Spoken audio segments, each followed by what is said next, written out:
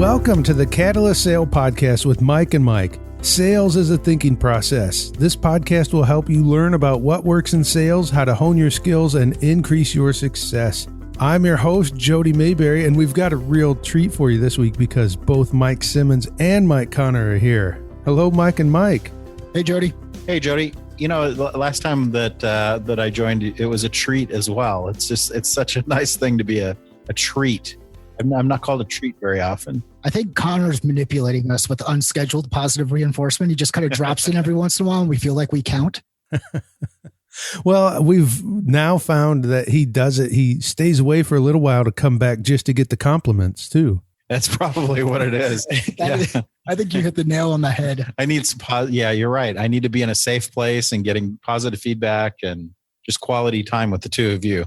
Well, speaking of quality time, we spend a lot of quality time together doing this podcast, and that's the very thing I want to talk about this week is the podcast. Now, you two are in sales. Obviously, your company is Catalyst Sale, and when you were getting the company off the ground, you decided a podcast was a way you wanted to get your message out. Talk to me about that. Why did you choose a podcast? So I've always been a fan of podcasting, or I've been a fan of podcasting since I was first introduced to the HBR Ideacast. And I thought it was a great way to consume information, learn something new, challenge thought. And I started listening to a number of other podcasts, including Tim Ferriss's podcast, Jocko Willink's podcast, and the podcast that you're a host on, Jody, Lee Cockrell's Creating Magic podcast. And just over time, I started to listen to more and more podcasts, gathered just some great information from a diverse set of thought leaders and mindsets out there in the community, whether it's business community or working on individual performance. So for me, it was about consuming information. Yeah. And for me, actually, I'm not a podcast listener. In fact, I had probably only listened to maybe one or two prior to us actually starting this whole adventure of recording. And Mike had the idea, he said, this would be a pretty cool way to kind of connect with people, build a following, build an audience, learn from people that we get feedback from, all that, and a great way to share information.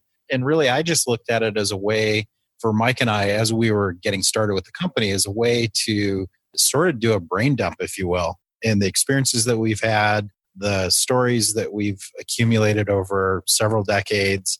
It always amazes me when we're meeting with people, and this would come up in job interviews or coaching sessions with our sales reps, things like that, where the thing that people seem to get the most value from was hearing stories about where we've been, what we've done, what's worked, what hasn't worked, lessons learned, all that stuff. So I just thought it'd be a cool way to kind of get that information out of our heads. And it's a very easy format to sit down and just have a conversation and tell stories and share experiences. So for us, it was a good way to very quickly get a lot of information and just make it available to people. So that's why I got on board.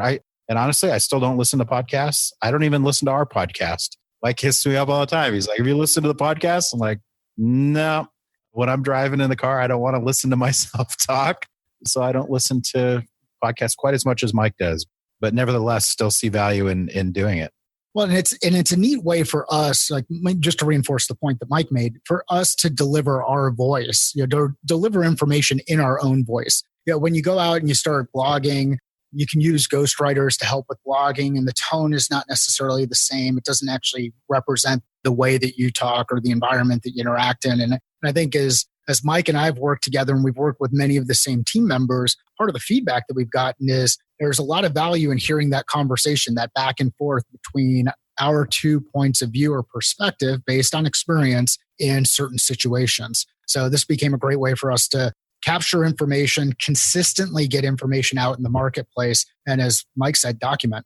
Now, one thing I should have mentioned earlier is this is a unique episode because not only is Mike Connor with us, but we are, how do we say it? We're using this interview in two places, one on the Catalyst Sale podcast and one on the Jody Maberry Show, my own podcast. So this interview is going both places, which is something I've never done before, but I'm pleased enough with it that I thought we should mention that right here, because if you're hearing this on the Jody Maberry Show, then go listen to the Catalyst Sale podcast because Mike and Mike are outstanding. Now, one of the things that I'm interested in is on this next step is you decided a podcast was a way to get content out in your own voice. Now you're months into it. How do you think it's done for that to get your message out to people? I'm going to let Mike answer first so that I can provide my own perspective after that. Well, what I've seen is consistent trend of information being shared with people. I'm seeing, if you look at just the base analytics, the subscriber growth and the number of people that are actually listening and all of those things. I mean, it's been interesting to see that just consistently grow. And I think this is something that we committed to for the long haul. And we said, we're not looking for something that is going to be the rocket ship type of thing that's just all of a sudden going to go viral and get millions and millions of people engaged. I mean, we just thought this would be a good way if we could see slow growth and things like that and meet new people. I think the thing that I've probably gotten the most out of, other than spending quality time with the two of you, which you can't even put a price on that. I mean, how do you quantify that? But the number of people we've met that we wouldn't have met otherwise, people that have discovered us through the podcast, and those can come in the form of questions that audience members have that they've asked us over the months, but also just as it's a good way when we do meet people that we're interested in collaborating with or connecting with. It's a real easy way for them to get to know us pretty quickly, and it gives us something that we can share very easily. So it's just been a nice thing to have out there, and it just has many, many purposes, not just about, well, how many followers can we get? How many people can we get downloading this thing? It's really not the point. It's more about how much engagement is that driven in meaningful conversations and relationships that we've been able to form over the last, how long have we been doing this? We've been doing it a year? Like I tell Jen when people ask how long we've been married, it feels like an eternity. So, well, I think we're up to, what are we, like 50 episodes or something? Well, so as you timestamp this one, yeah, we've published our 49th episode when we started recording this one. And we usually record 6 to 4 weeks in advance so that we have content in the can so that we can always deliver content on a weekly basis. And I think one of the lessons learned throughout this is early on in the process, we did some of the real rookie things. Like I was extremely nervous with the microphone. Anytime Jody would ask a question, I'd say, "Hey, Jody, that was a great question," and then respond to it. And then Mike would do the same thing. And it wasn't very conversational. So over time, they were really good questions, though. They were really good questions. But over time, I think we've gotten more comfortable with the idea of this as a communication medium and thinking of it in the context of having somebody else at the table being part of the conversation. The other thing I think we've learned over that period of time is we probably should have started interviewing people earlier on. I mean, as much as we wanted to get our message out and share some information with the audience and share perspective based on our experience, we could have started the interview process earlier, and we will continue to do that. We've had a lot of great feedback on the people that we've had join the podcast. As Mike had said, adoption is up and to the right, and we're really excited about the direction things are going. Well, and you brought up something that I think has been a real boost for you guys is when there's somebody that you're interested in, you want to find out more, you want to start to build a relationship, asking them to be a guest on a podcast is a great way to start that relationship. Definitely. Yeah. And it's also given people a way to, because we've had a number of people that either we know or don't know that have actually approached us and said, "I'd love to be a guest sometime. If you guys are ever looking for guests, here's what I'd love to share with your audience. As we're getting to know each other a little bit, here are the things that I think you might find kind of interesting." And that it was a good transition, not only because you didn't have to just listen to Mike and I, but also it broadened the horizons of the things that we would talk about. I mean, we don't have expertise and ideas in all things, but we meet people that we find really interesting. And if we can, help them get their message out there and share their learning, but also make connections with people in our own audience, then, that's a great thing.